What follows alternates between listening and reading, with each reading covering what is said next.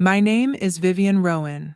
I am 34 years old, and the last thing I remember before waking up in a VIP hospital room was my mother-in-law pouring me a second helping of tiramisu. I came to under fluorescent lights, an IV in my arm, a heart monitor clicking beside me. The door was half open, and through it I heard Gretchen whisper, "Are you sure she took it?" Then Paige, my sister-in-law, let out a quiet laugh. "Relax. By tomorrow morning, everything will be ours." My blood went cold. I reached for my phone on the chair beside the bed, battery at 34%. I opened my messages and typed one line to my attorney. "Execute the plan. Now." 48 hours earlier, I had signed a document that none of them knew existed, and the woman who helped me draft it was already on her way to the hospital. But I need to go back, because what happened at that dinner table started long before the wine was poured. Welcome back to Calm Drama Stories, where every story is a reminder that silence is not weakness, it is strategy. If you have ever had to protect what you built from the people who were supposed to have your back, this one will feel familiar. Drop a comment and be sure to subscribe. I grew up in Harnett County, North Carolina. My mother raised me alone in a double wide on 2 acres she rented from a soybean farmer. She worked nights at a gas station and weekends at a church thrift shop. I never went hungry, but I learned early that nothing came free and nothing stayed unless you held it with both hands. I got a scholarship to nursing school at UNC Wilmington, graduated top of my class, took a job in the ER at Novant Health Presbyterian Medical Center in Charlotte and worked there for 4 years.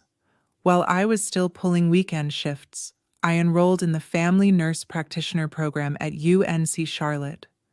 Got my MSN in 2 years, passed the boards, and came out licensed to diagnose, prescribe, and build treatment plans on my own. 12-hour shifts, holidays, overnights.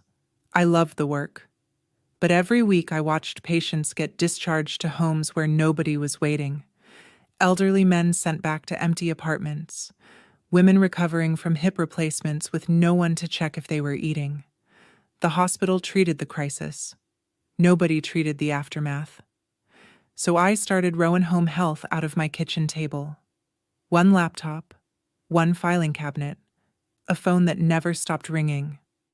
Within 2 years, I had 6 employees. Within 5, 23. We covered 6 rural counties around Charlotte. In-home nursing, post-op care, medication management, physical therapy referrals. I drove to see patients myself every Saturday morning, not because it was required, because Mrs. Delano in Stanley County had no children, and Mr. Whitfield in Anson County could not get his compression stockings on alone. The agency was mine. Every contract, every hire, every late night reconciling payroll, mine. I was proud of it the way you are proud of something you built with nothing but stubbornness and a refusal to quit.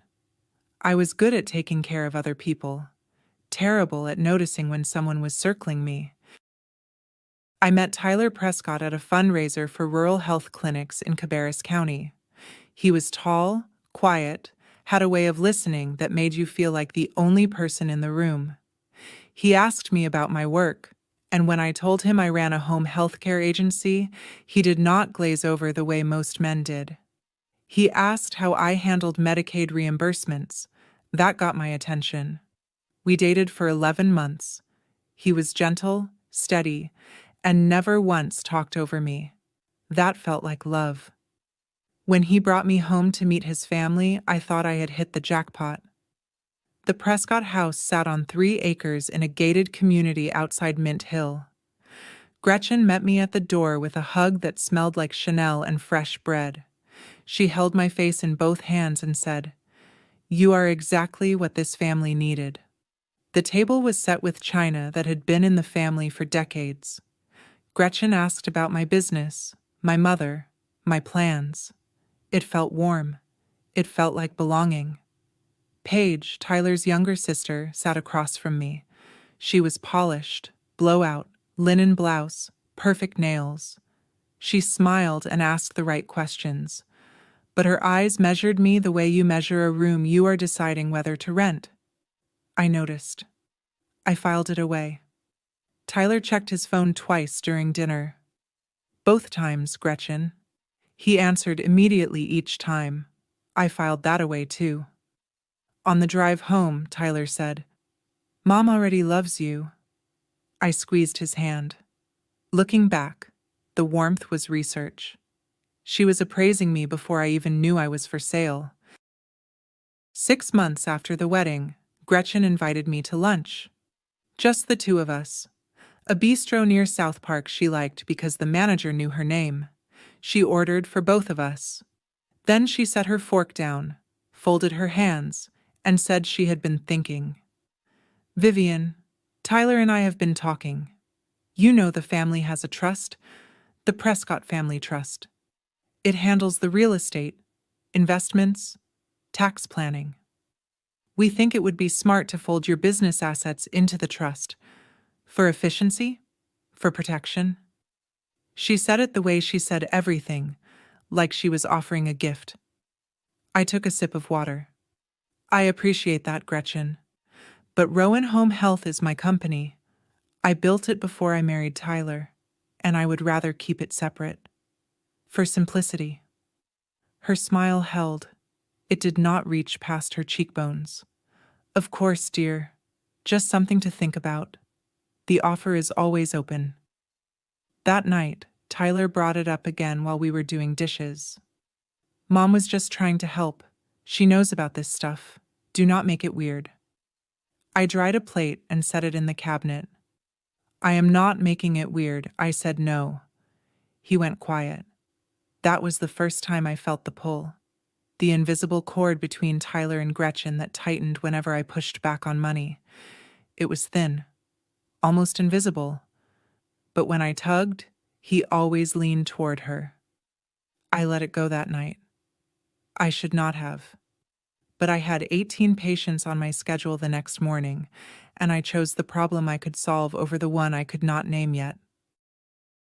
The barbecue was in July, the whole family at the Prescott house, brisket on the smoker, Paige's Bluetooth speaker playing country pop on the deck. Paige arrived in a new SUV. Leased, I learned later. She talked about a new venture, event planning. "I have a real eye for it," she said. Gretchen beamed. "Paige has wonderful taste." I offered help, genuinely. "I know some venue managers if you ever need contacts." Paige's smile thinned. "Thanks. I think I have it covered." Later, I went inside for ice. The kitchen door was cracked. Paige was on the phone in the laundry room, and I heard her before I saw her.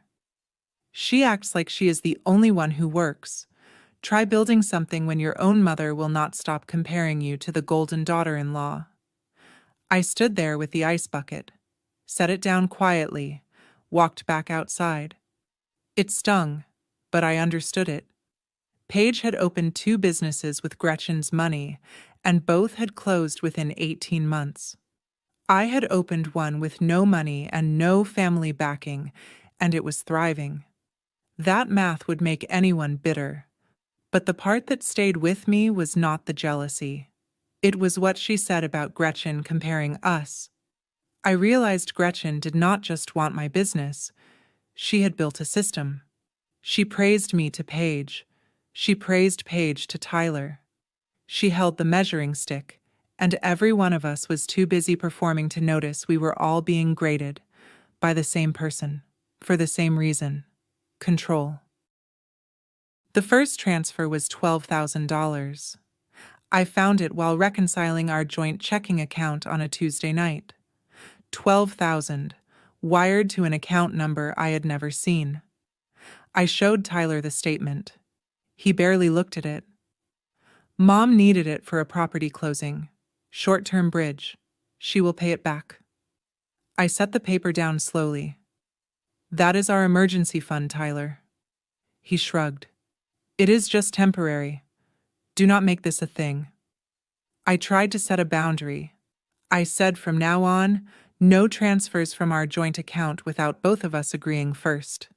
He nodded. He even said, "Fair enough." 2 weeks later, another 5,000 was gone. Same account. No discussion.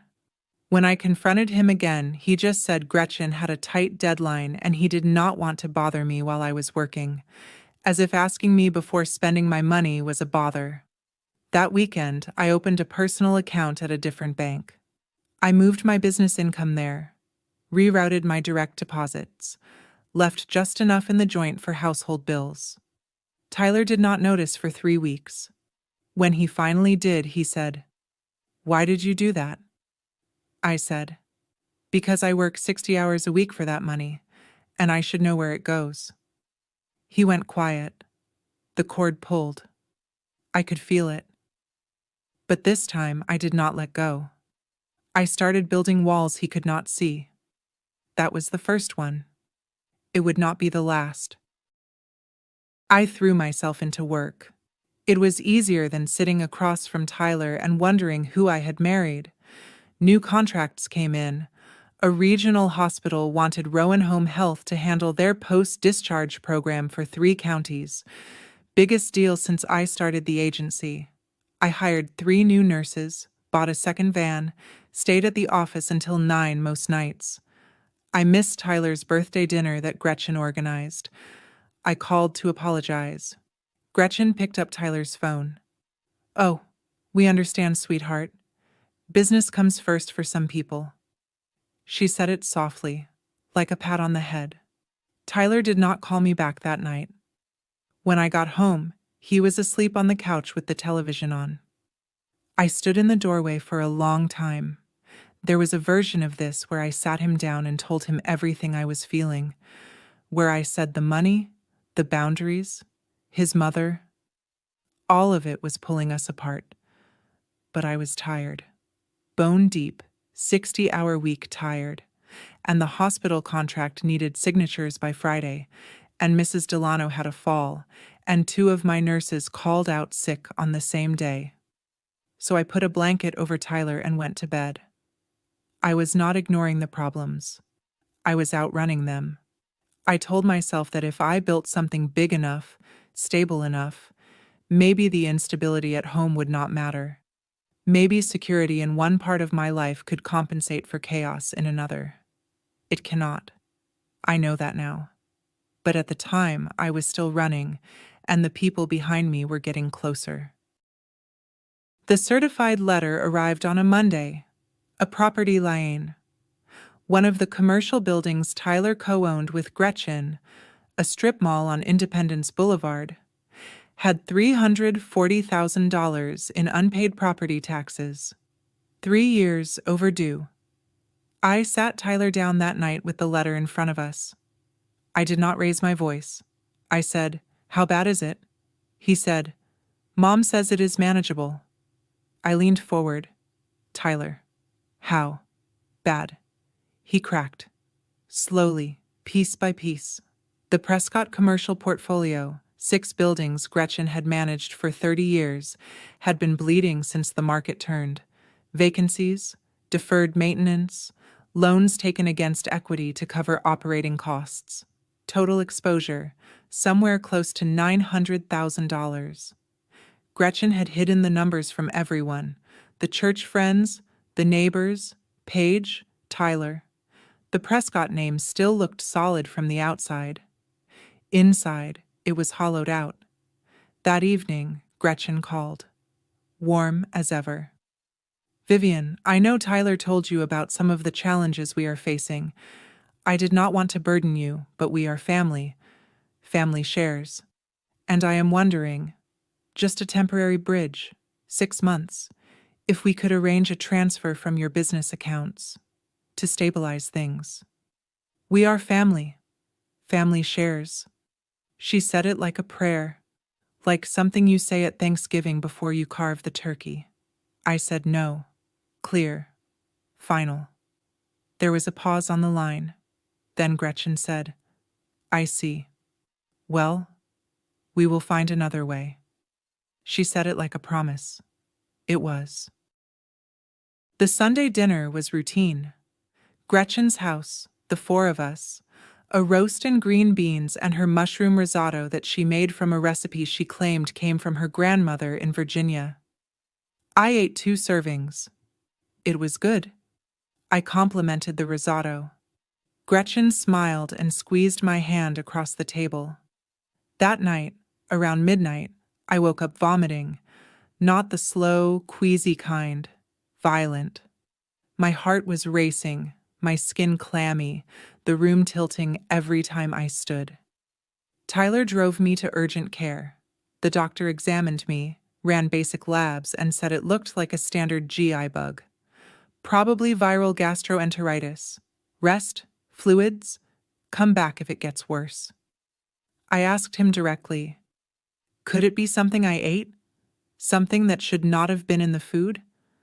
He tilted his head. Possible, but unlikely unless others got sick too. Nobody else got sick. Just me. I went home, slept for 14 hours, and spent 3 days recovering. On the second day, I wrote it down. Date, October 6th. Location, Prescott House. What I ate, roast, green beans, mushroom risotto. 2 servings. Who cooked? Gretchen. Who else ate? Tyler, Paige, Gretchen. Nobody else reported symptoms. I put the note in my desk drawer at the office. I did not know what it meant yet, but something in the back of my mind, the part of me that had been an ER nurse for 4 years, that had seen patients come in with symptoms that did not match their stories, that part was paying attention. Tyler told me Gretchen felt terrible and had triple-checked her ingredients. He said it so smoothly, like he had practiced it. 2 weeks later, I was fully recovered. Back at the office, back on Saturday patient visits, back to normal. Except Tyler was not normal. He started asking questions he had never asked in 3 years of marriage. How does your business bank account work? Is it only in your name? I looked up from my laptop. Why? Just curious. Estate planning. Mom said we should understand each other's finances better. Your mother said that. She is right, though. We should know these things. I did not answer. I changed the subject to the leaking faucet in the bathroom. That night, after Tyler fell asleep, I pulled up my LLC operating agreement, read every clause. The succession plan was standard boilerplate from when I incorporated. If I became incapacitated, Tyler, as my spouse, was listed as interim manager with authority over business operations. I had written that 2 years ago, before the missing money, before the lien, before the risotto. It was an innocent clause when I signed it. Now it read like an open door. I also checked my healthcare power of attorney. I had signed one during a routine estate planning session when Tyler and I first married. It named Tyler as my healthcare agent. A separate page, a durable financial power of attorney stapled behind it, gave him broad authority over accounts and assets if I became incapacitated. My chest tightened. I was not a suspicious person by nature. I was a nurse practitioner who evaluated symptoms and built treatment plans based on evidence, and the evidence was starting to point somewhere I did not want it to go. I opened a new document on my computer and began drafting changes to my succession plan. It was midnight.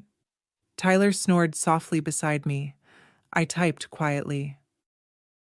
I want to pause here, because I know what some of you are thinking. Why did she not just leave? And I need you to understand. I was asking myself the same question every single day, but walking away without proof meant walking away with my business exposed. If you have ever had to choose between running and standing your ground, you know what that paralysis feels like. Stay with me, because what I found next changed everything. Tyler's work bag sat on the hallway bench the way it always did. Brown leather, scuffed at the corners. I was looking for a phone charger he had borrowed. I unzipped the front pocket, and my fingers found a manila folder. Inside was a document. Healthcare Power of Attorney. My name at the top. Tyler Prescott listed as my healthcare agent with broad decision-making authority, including financial matters, in the event of my incapacitation, dated 7 months earlier, and at the bottom, my signature. Except I had never seen this document. I had never signed it. I stood in the hallway for a long time. The house was quiet. Tyler was at his mother's. I could hear the refrigerator humming. I turned each page carefully. It was notarized. A name I did not recognize. Janet Faulkner, Notary Public, Mecklenburg County. I took out my phone and photographed every page, front and back, the notary seal, the forged signature. I checked the stroke on the V in Vivian. It was close, but I had signed my name 1,000 times on nursing licenses, business contracts, and insurance forms. I knew my own handwriting the way a carpenter knows the grain of his own wood. This was not mine. I put the folder back exactly where I found it, closed the zipper, set the bag on the bench. That night I lay in bed next to Tyler. He slept with his arm across his pillow, breathing slow. I stared at the ceiling. The man I married had a document in his bag that could give him control over every dollar I had earned, and it had my name on it in someone else's handwriting. Nora Wells had been my friend since my ER days. She was a pharmacist at the same hospital where I used to work, sharp and direct. The kind of woman who would tell you your outfit looked bad and then help you pick a better one. We met for coffee at a place off Central Avenue on a Wednesday morning. She stirred her latte and looked at me with the expression she used when she had bad news about a drug interaction. "Viv, I need to ask you something. Last week, someone called the pharmacy asking about your prescription history and medical records. They said they were calling from your primary care doctor's office, verifying medications for a hospital pre-admission workup." I set my cup down. I do not have a pre-admission workup. I know, the callback number they left did not match your doctor's office either. I flagged it under HIPAA and reported it to my supervisor. My hands were steady, but my stomach was not. What exactly did they ask for? Full medication list, known allergies, and this is the part that bothered me. Any history of psychiatric treatment or cognitive impairment. I was quiet for a moment. Then I told her. All of it. The illness after dinner. Tyler's questions about my accounts. The forged POA with my name on it. Nora listened without interrupting. When I finished, she put her hand flat on the table. "Vivian, you need a lawyer. Not the Prescott family lawyer. Not Tyler's recommendation. Your own attorney. Someone who owes nothing to anyone in that family." She paused. "And if you think you were poisoned, and I think you should consider that possibility seriously, get baseline blood work done. Now, while you are healthy. So if it happens again, there is something to compare against." I called the North Carolina State Bar referral line the next morning and asked for an attorney who specialized in trust and estate litigation with experience in asset protection. They gave me 3 names.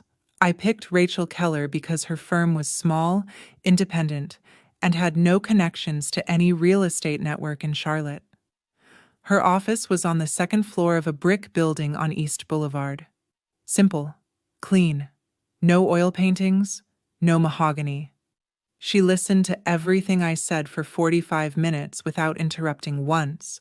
Then she set her pen down. "You have a forgery. You have a pattern of financial boundary violations.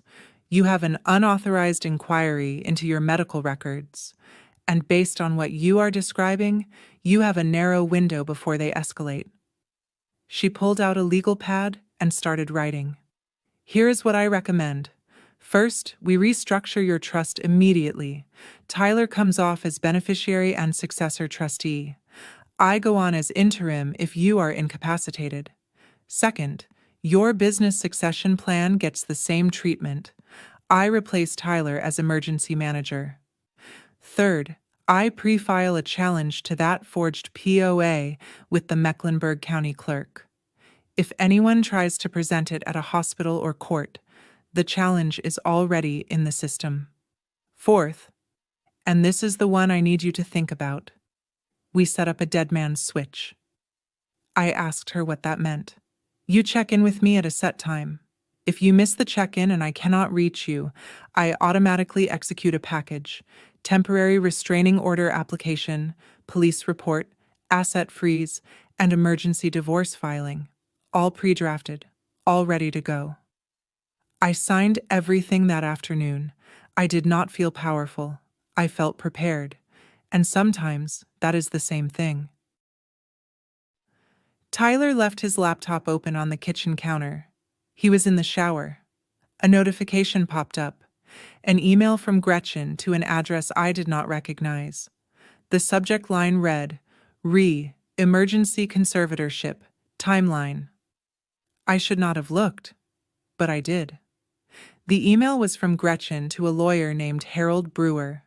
It outlined a sequence of steps. Step 1. After V is admitted to hospital, T presents healthcare POA to admissions. Step 2. File for emergency temporary conservatorship citing medical incapacitation. Judge Harwell's clerk has confirmed availability Thursday. Step 3. Once conservatorship is granted, redirect business accounts and personal accounts into the Prescott Family Trust within 48 hours. Step 4. Secure signature authority over Rowan Home Health LLC operating agreement through interim management clause. I read it twice. My hands did not shake. Something in me had gone very still, the way it used to in the ER when a trauma came in, and the room around me narrowed to just the patient and the monitors. They had a judge, they had a lawyer. They had a step-by-step plan to have me declared incapacitated and strip me of everything I had built while I lay in a hospital bed, unable to stop them. I took screenshots, sent them to Rachel from my personal email. Then I closed the laptop, wiped the screen with my sleeve, and set it exactly where Tyler had left it. I did not confront him. I did not change my expression. When he came out of the shower, I handed him a cup of coffee and said I was heading to the office early. Rachel's reply came within an hour. This changes our timeline. Get the blood work done this week. And Vivian, do not skip that dinner. The next 5 weeks were the longest performance of my life. Rachel and I worked fast. The trust restructure was filed. My assets now sat inside an irrevocable trust with Rachel named as emergency trustee. If I was incapacitated, Tyler had no authority. Gretchen had no path. The business succession plan was updated the same day. Rachel replaced Tyler as interim manager. I changed every password, email, banking, business software, even my patient records portal. Then I moved what remained in the joint account to my personal account. I left in just enough to cover the mortgage and utilities for 1 month. Enough so Tyler would not notice immediately. At home, I was the same Vivian. I cooked. I watched television with Tyler on the couch. I answered Gretchen's Sunday phone calls with the same, "Yes, Gretchen, everything is fine," I had been saying for 3 years. I smiled at Paige's Instagram posts about her event planning venture. I brought a casserole to a Prescott family cookout and sat in the same chair I always sat in. Inside, I was counting days, mapping exits, running scenarios. I felt like an undercover agent in my own home, sleeping next to a man who had signed documents that could have destroyed me. Rachel called every few days to check in. She was methodical. Precise. She never rushed, but she never wasted a word either. "When the dinner comes," she said during our last call, "do not eat anything you did not bring yourself. Carry a sealed water bottle and check in with me every 2 hours. If I do not hear from you by the agreed time, I execute." I told her I understood. I had been a nurse. I knew how to follow a protocol. This one just happened to be for my own survival. I went to see my primary care doctor on a Thursday afternoon. I asked for a comprehensive bloodwork panel, liver function, kidney function, complete metabolic, heavy metals, and a common toxin screen. She raised an eyebrow. Any particular reason? I had a bad episode of food poisoning a few weeks ago. I want a clean baseline for my personal records. She did not push. She ordered the tests. I sat in the phlebotomy chair while the technician drew 4 vials of blood. The results came back 3 days later. Everything was normal. Every marker within range. Clean. I drove to Rachel's office and gave her a printed copy. If my next set of labs shows something that is not on this panel, I said, then someone put it there. Rachel filed the baseline results with the pre-drafted police report. One more piece in a machine that was built and ready, waiting for someone to pull the trigger. That night, I sat in my car in the hospital parking garage, engine off, windows up. I cried. Not from fear, not from anger, from grief. I was building a criminal case against my own family, the man I married, the woman who had hugged me at the door 3 years ago, the sister-in-law I had tried to help. I was preparing to send them to court. Every document Rachel filed was a step away from the life I thought I was building, and every step was necessary. I wiped my eyes with the back of my hand, turned the key, drove home, made chicken and rice for dinner. Tyler said it was good. The invitation arrived 2 days later. Gretchen called on a Wednesday evening. "Vivian, I am hosting a dinner this Saturday. Your 3rd wedding anniversary. Just the 4 of us. Family. 7 o'clock. I am making something special." Her voice was warm, steady, deliberate, the way it always was when she wanted something. "I will be there," I said. Tyler across the room. "Mom is really excited. She has been planning the menu all week." His voice was flat. He did not look up from his phone. Paige texted me that night. "Can't wait for Saturday. Gretchen is going all out." Followed by a heart emoji and a champagne glass emoji. 3 people performing enthusiasm. One of them texting it to the woman they were planning to incapacitate. I called Rachel from my car during my lunch break the next day. "Saturday night, that is the dinner." Rachel was quiet for a moment. "Understood. I will be on standby from 6 p.m. forward. Dead man's switch is active. If you do not text me by 11 p.m. Saturday, I execute the full package." "Copy." "Vivian, be careful, but do not back out. If you skip this dinner, they will just set another date. Better to face it when we are ready than to wait for a version we did not prepare for." That evening, Gretchen texted me. I read it 3 times. "We are family. Family shares everything. Joy, loss, and a good meal. See you Saturday, sweetheart." The same phrase, the same melody. We are family. Family shares. She had said it at the bistro. She had said it on the phone when she asked for my money. She said it now, the week she planned to take everything else. I saved the text. Friday night. I laid everything out on the bed like a nurse prepping a tray. Phone, fully charged, portable charger in my purse, sealed water bottle, factory cap intact. A list of emergency contacts saved as a note on my home screen. Rachel, Nora, Charlotte, Mecklenburg Police Non-Emergency Line. I called Nora. "If I end up at Novant Presbyterian this weekend, I need you to call the hospital and request a full toxicology panel on my blood. Tell the attending physician you have reason to believe I was given a substance without my knowledge. As a pharmacist on staff, your report triggers a clinical obligation. The attending will order the panel." Nora was quiet. "Vivian, are you sure you want to do this? You could just not go." If I do not go, they try again, and the next time I might not be prepared. You could go to the police now. You have the email, the forged POA. An email from Gretchen to a lawyer is not proof of a crime. It is proof she had an idea.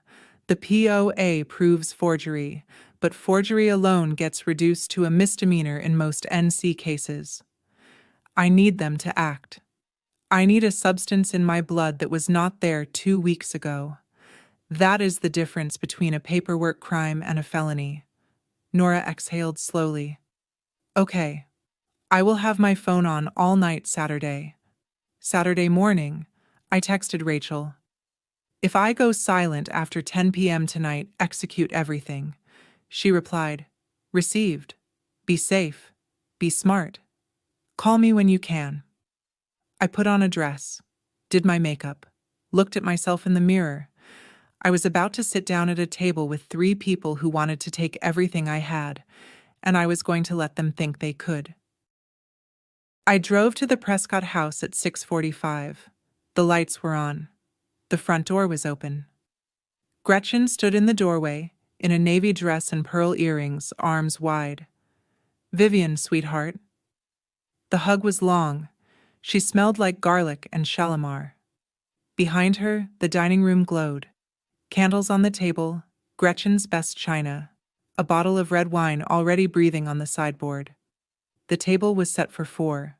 White napkins folded into fans, a small arrangement of hydrangeas in the center.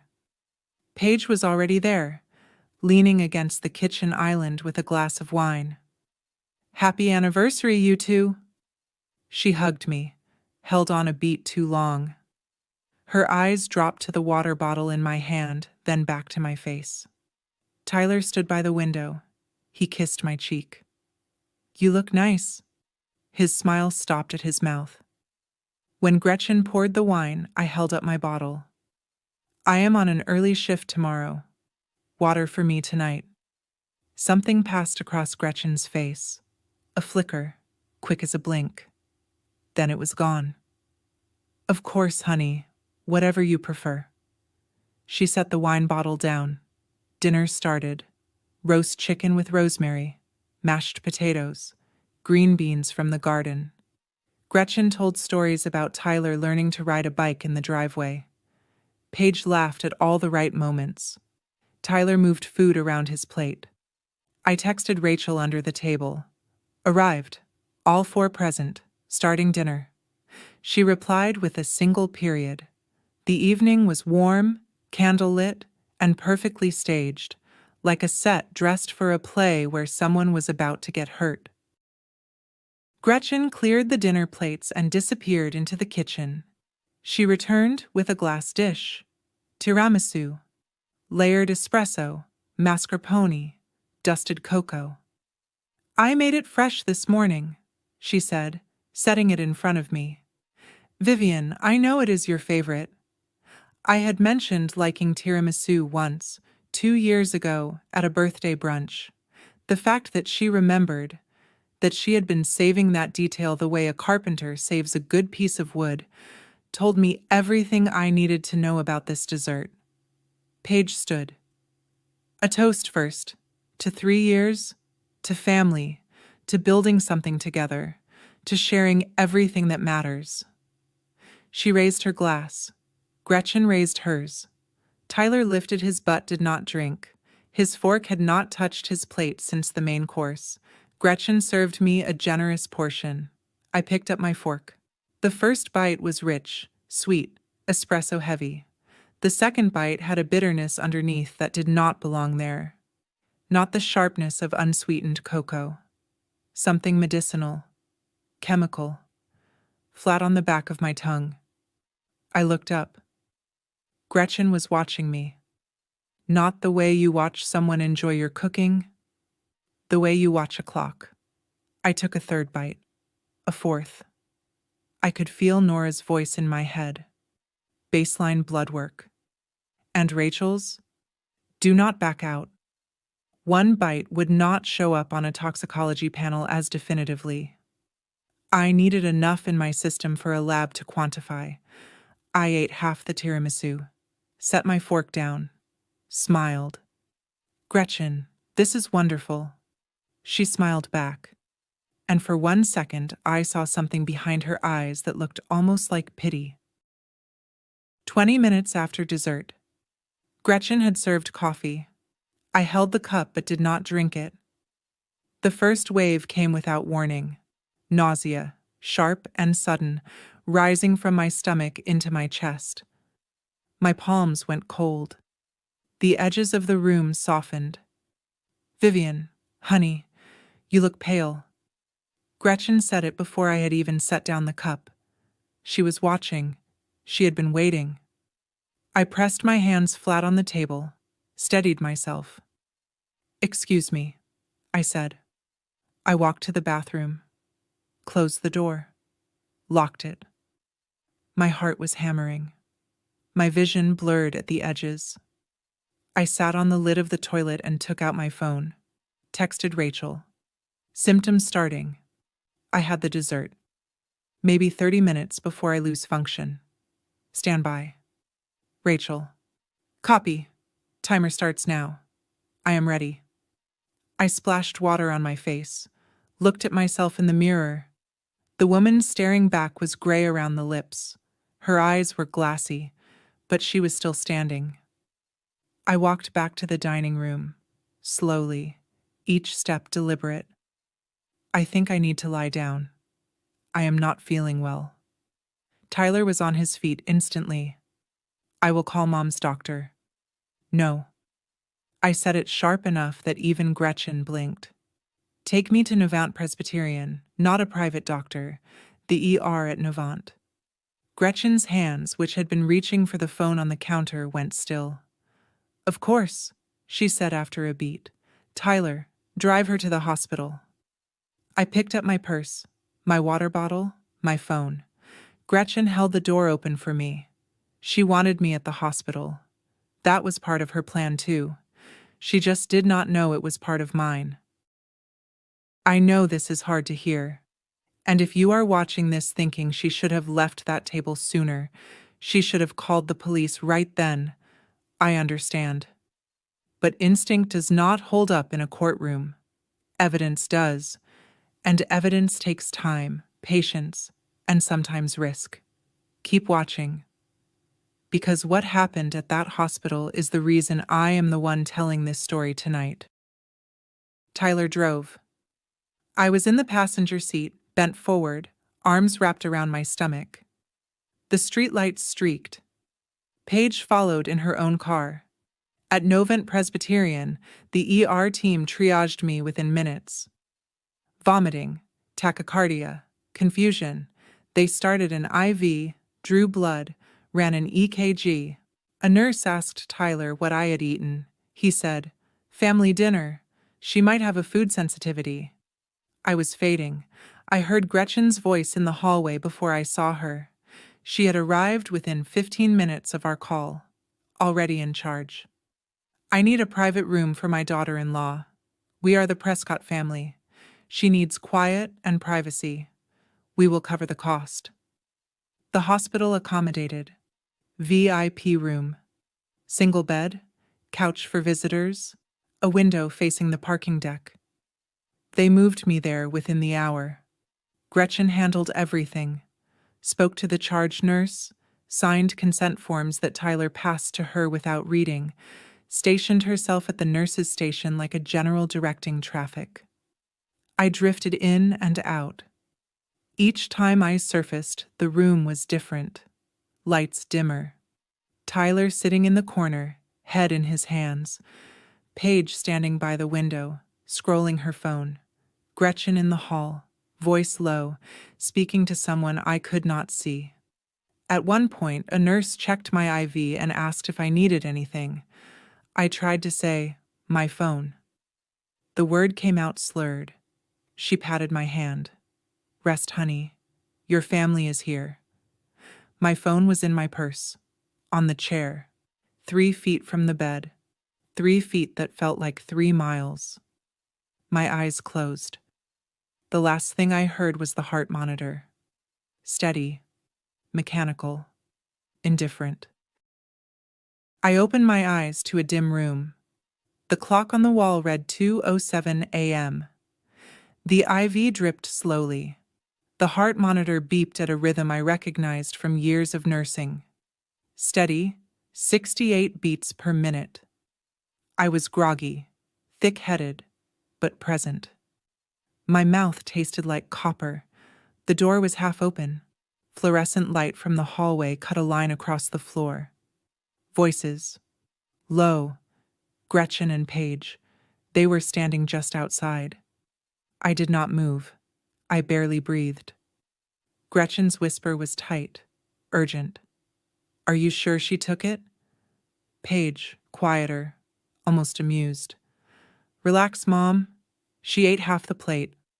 By tomorrow morning, everything will be ours. My chest locked. Every muscle in my body went rigid, but I kept my eyes half closed, my breathing slow. Gretchen. Tyler needs to present the paperwork first thing, before she wakes up properly. The POA gives him authority to speak to the bank. The business, everything. Paige. It is in his bag, and Judge Harwell's clerk is expecting the filing Monday morning.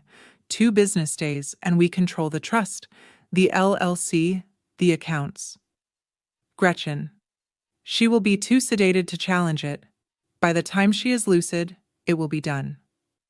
They moved down the hallway. A door closed. The room was quiet again. I lay still for 60 seconds. Then I reached for the chair beside my bed. My purse, my phone. The screen lit my face. 2:14 a.m. battery, 34%. I opened my messages. Typed one line to Rachel Keller. Execute the plan, now. The reply came in 90 seconds. On my way. Do not say anything to anyone. I set the phone face down on the blanket and stared at the ceiling. The heart monitor beeped. Steady. Mechanical. Patient. Like me. I called Nora at 2:20 a.m. She answered on the second ring. Viv? I am at Novant Presbyterian, VIP room, 3rd floor East Wing. I need you to contact the hospital pharmacy and request a full toxicology panel on my blood. Stat priority. Call the attending on duty and tell them you have professional reason to suspect I ingested a non-prescribed substance. They will order the panel. Are you safe? I will be. Just get the order in. She hung up. I knew Nora. She would have that request logged within 20 minutes. I pushed myself upright and reached for the chart clipped to the bedside holder. Admission notes. Patient presented with acute GI distress, tachycardia, disorientation, probable foodborne illness, supportive care initiated. No toxicology screen ordered. No suspicion of poisoning noted. Under Healthcare Decision Maker, the form listed, Tyler Prescott. Per Healthcare. POA, presented at admission. I photographed the page, sent it to Rachel. Her response was immediate. The pre-filed POA challenge is already in the county system. I am calling Novant's legal counsel now to flag the contested status. That document cannot be honored. Stay calm. I will be there by 7 a.m. I lay back against the pillow. The hospital was quiet at this hour. Down the hall, a door opened and closed. Somewhere, a nurse laughed softly. The IV dripped. The machines tracked my heart, my oxygen, my temperature, every biological fact the prosecution would need. Gretchen had chosen this room because she wanted privacy and control.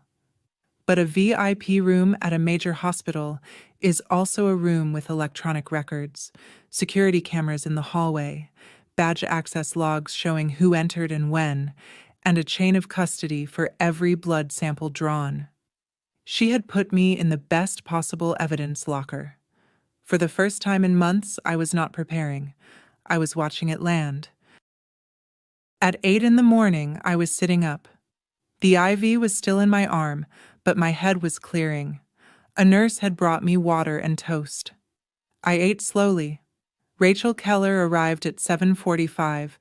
Gray blazer, black portfolio case, no jewelry.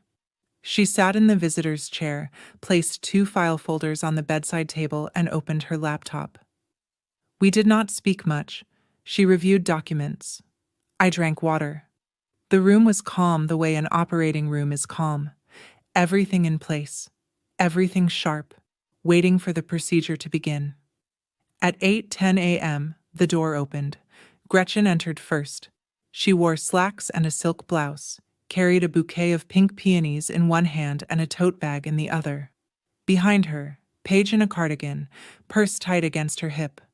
Tyler last, hands in his pockets, eyes on the floor. Gretchen saw me and her face arranged itself into concern. "Vivian, sweetheart, how are you feeling? We have been so worried." She stopped. Her gaze had traveled to the chair beside my bed, to the woman in the gray blazer she had never seen before. "Who is this?" I said it simply. "This is my attorney, Rachel Keller." The peonies lowered an inch. Gretchen's mouth opened, closed, opened again. Her eyes moved from Rachel to me, to the folders on the table, back to Rachel. Paige took a half step backward. Tyler's hands came out of his pockets. Rachel stood. She buttoned her blazer with one hand and extended the other, not for a handshake, but toward the couch against the wall. "Mrs. Prescott, please, sit down. We have several things to discuss." Gretchen sat, and that was the last time she controlled anything in that room. Rachel did not rush. She opened the first folder and spoke the way I had heard surgeons speak. Precise, unhurried, every word calibrated. At approximately midnight last night, a healthcare power of attorney bearing Ms. Rowan's purported signature, dated March 14th of this year, was presented to Novant Health Presbyterian Admissions. This document named Tyler Prescott as Ms. Rowan's healthcare agent with broad financial authority in the event of her incapacitation. She paused. Ms. Rowan did not sign this document. Gretchen straightened. "That is absurd. Vivian signed it herself. We were there." "Mrs. Prescott, Ms. Rowan's authentic signature is on file with the North Carolina Secretary of State from her LLC registration, as well as with multiple insurance carriers and state licensing boards." A formal forgery challenge was pre-filed with the Mecklenburg County Clerk's Office on October 2nd, 6 weeks before this admission. The document is already contested in the court system.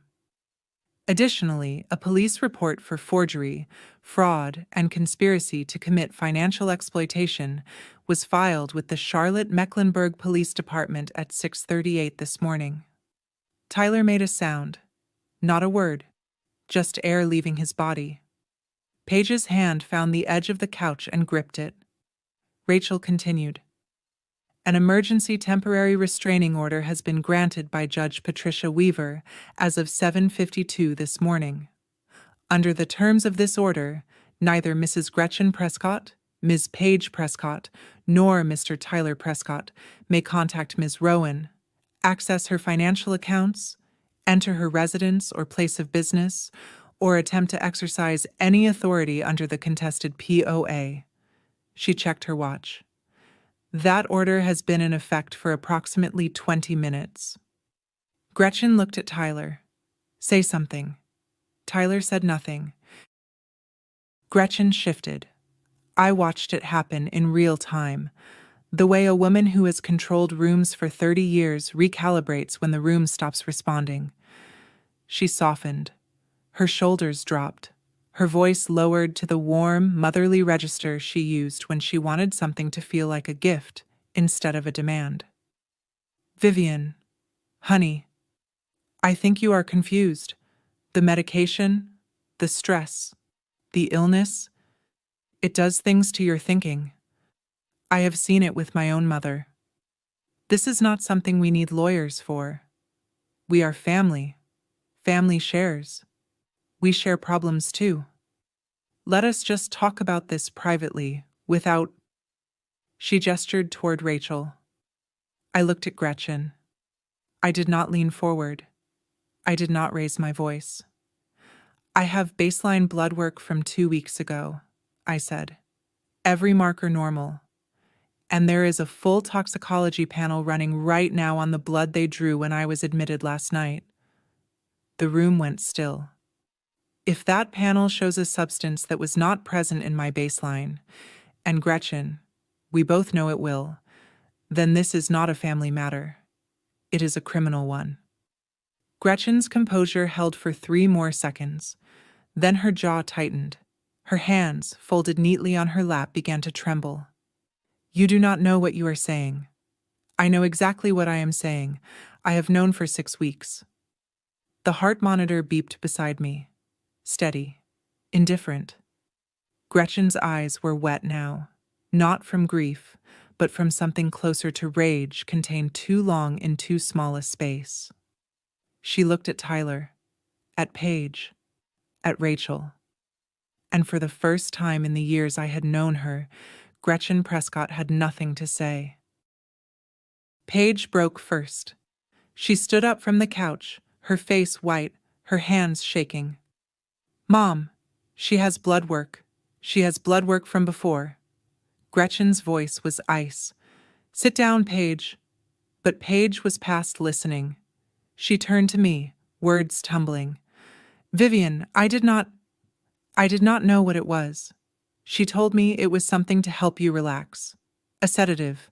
Something mild so you would sleep through the night and Tyler could handle the paperwork in the morning. I did not know it would make you this sick. I did not know. Paige. Gretchen's voice cracked like a branch. Paige stopped. For a moment, standing there in her cardigan with her mascara starting to run, she looked young. She looked scared. She looked like a woman who had followed her mother into something she did not fully understand because she wanted, just once, to be the daughter who got it right. I saw that. I noted it. And then Rachel spoke. Ms. Prescott, you co-signed a forged healthcare power of attorney.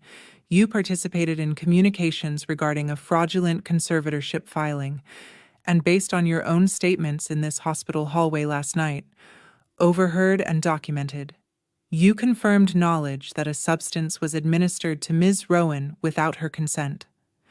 Whether you knew the specific compound is a matter for the Mecklenburg County District Attorney. Paige sat down. She did not speak again. Tyler, from his chair by the window. Vivian, please. I did not know about what, Mom? Rachel cut him off. Mr. Prescott, your signature appears on the forged POA. That makes you potentially liable for conspiracy to commit fraud. I strongly advise you to retain separate legal counsel before making any further statements. Tyler put his head in his hands. Gretchen stood. She drew herself up the way she always did. Straight spine, lifted chin, the posture of a woman who had run the Prescott name like a company for 3 decades. She looked at me the way she had looked at me the first night we met, but without the warmth, without the performance, just the calculation underneath. After everything this family did for you, she said.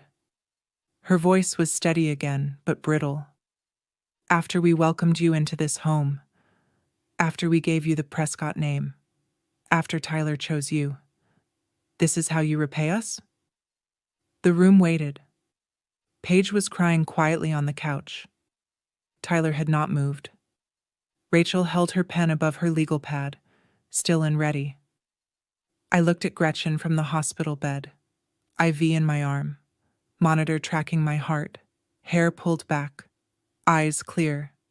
I did not stand. I did not raise my voice. I did not list the forged documents, the stolen money, the poison in the tiramisu. I looked at her and spoke quietly. Family does not poison family, Gretchen. The room went silent. The monitor beeped. Once, twice. Gretchen opened her mouth. Nothing came out. She closed it. Opened it again. Still nothing. 30 years of controlling conversations, and she had no answer for that. Rachel spoke into the silence. I would recommend you retain separate legal counsel immediately, Mrs. Prescott. Law enforcement will want to speak with you today. Gretchen turned.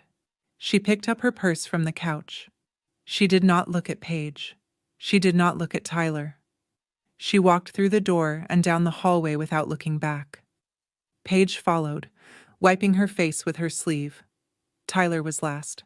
At the door he turned. Viv, I am sorry. I did not.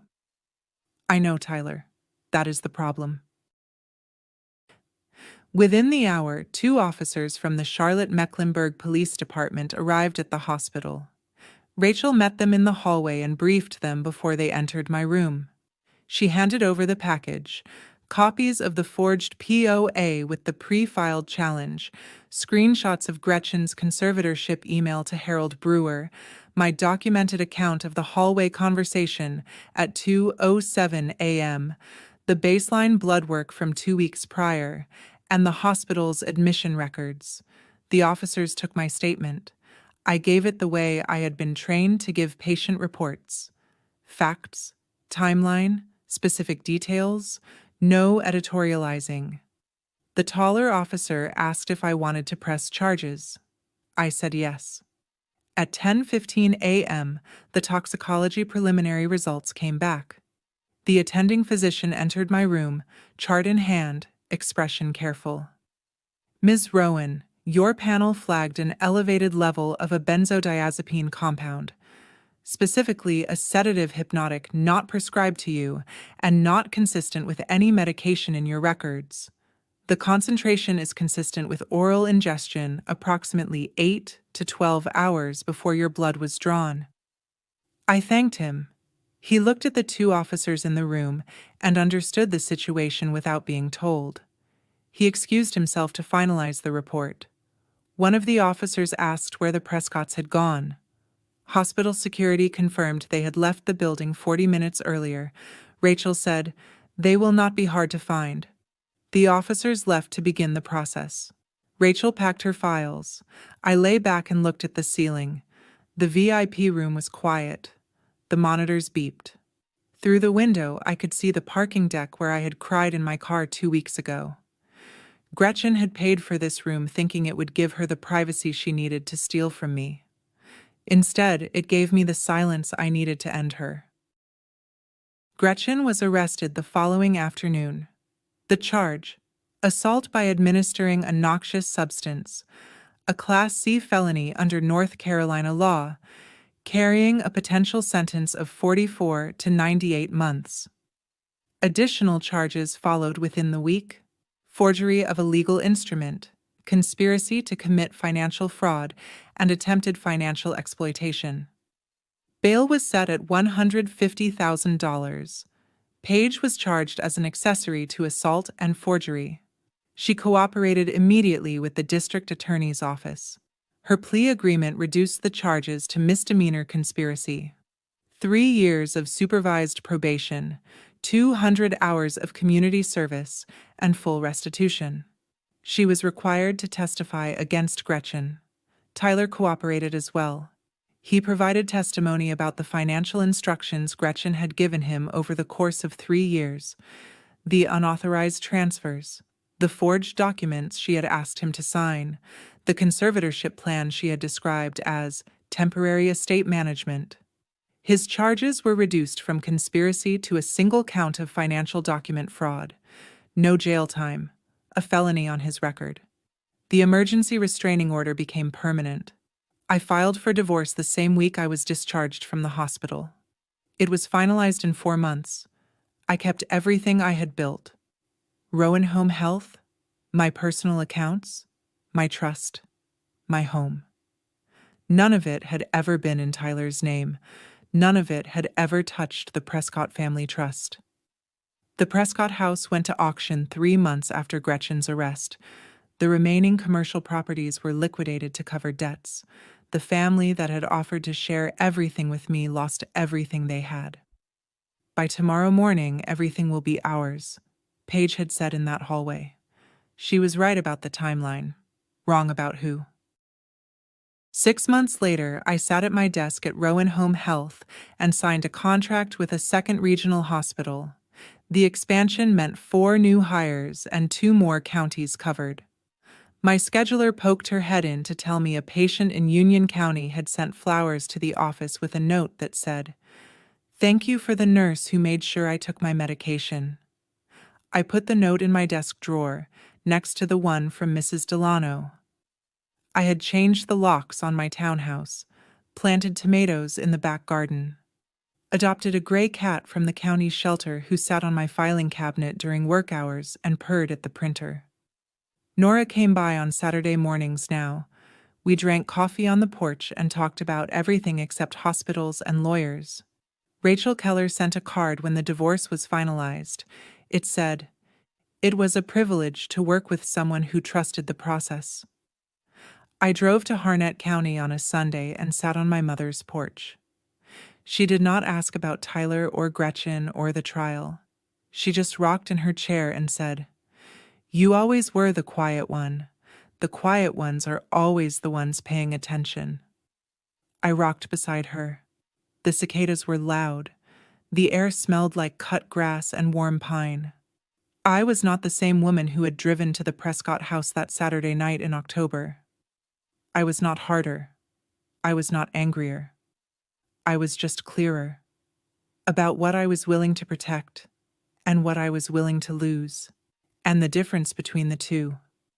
I learned that the people who say "we are family" the loudest are sometimes the ones you need the strongest boundaries against. That is my story. One forged signature, one dinner I walked into with my eyes open, and one text message that changed everything. If this story reminded you to check who has power of attorney over your health care, or to ask your own attorney about your trust, take that as your sign. Do it this week. And if you know someone who needs to hear this, share this video with them. Thank you for being here. Drop a comment, hit subscribe, and I will see you in the next one.